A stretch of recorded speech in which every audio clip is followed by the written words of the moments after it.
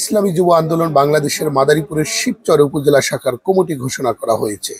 বুধবার বিকেলে উপজেলার মুক্ত মঞ্চে অনুষ্ঠিত সম্মেলনের মাধ্যমে ইসলামী যুব আন্দোলন বাংলাদেশ শিবচর উপজেলা শাখায় মাওলানা মাহফুজুর রহমানকে সভাপতি ও মাওলানা আবু বক্করকে সাধারণ সম্পাদক করে 21 সদস্য বিশিষ্ট দ্বিবার্ষিক কমিটি ঘোষণা করা হয়।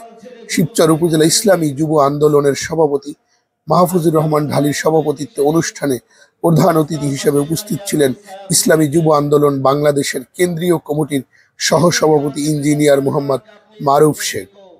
বিশেষ অতিথি হিসেবে উপস্থিত ছিলেন কেন্দ্রীয় কমিটির সাংগঠনিক সম্পাদক ফরিদপুর বিভাগ মাওলানা SM আজিজুল হক এবং ইসলামী যুব আন্দোলনের মাদারীপুর জেলা শাখার সভাপতি তালুকদার মোহাম্মদ দেলোয়ার হোসেন।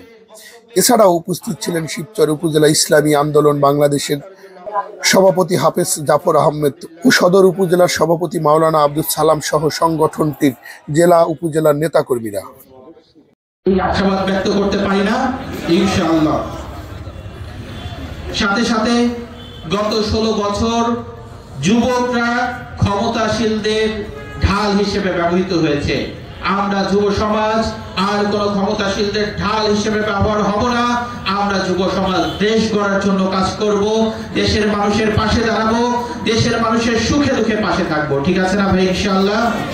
আমাদের নবী হুজুর পাক সাল্লাল্লাহু আলাইহি ওয়াসাল্লাম যখন যুবক ছিলেন তখন হিলফুল ফুজুল সংগঠন নামে একটা যুব সংগঠন তৈরি করেছিলেন। সেই সংগঠনের কাজ ছিল সমাজের মানুষের সেবা করা আর সমাজের সংস্কার করা। এই জন্য আজকে আমরা শিবচরের যুবকেরা এই আমার রাসূল সাল্লাল্লাহু আলাইহি ওয়াসাল্লামের সেই আদর্শবান হয়ে আমরা সমাজ সেবা এবং সমাজ সংস্কারের কাজ নিয়ে আমরা সবাই ঐক্যবদ্ধ থাকব।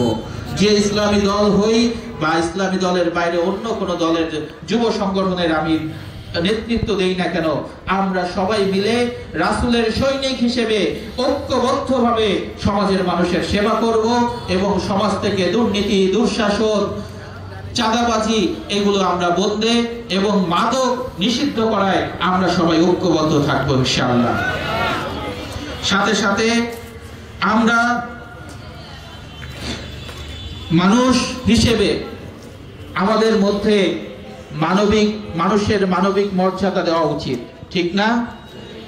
যে কোনো ব্যক্তি সে যে কোনো সংগঠন করতে পারে, বিগত দিনে করেছে, কিন্তু এখন একজন মানুষকে মানুষ হিসেবে তাকে মানবিক মর্যাদা আমাদেরকে দিতে হবে। ঠিক আছে না ইনশাআল্লাহ?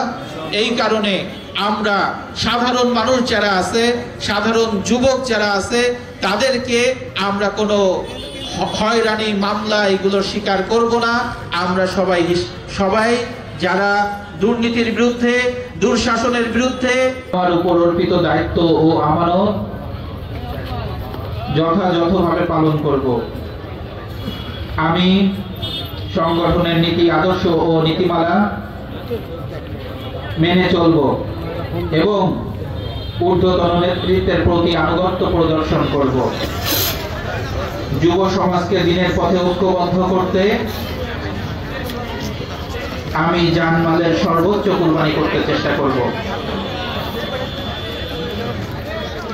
আল্লাহ তাআলা আমাকে এই ওয়াদা পালনের তৌফিক দান করুন। আমিন।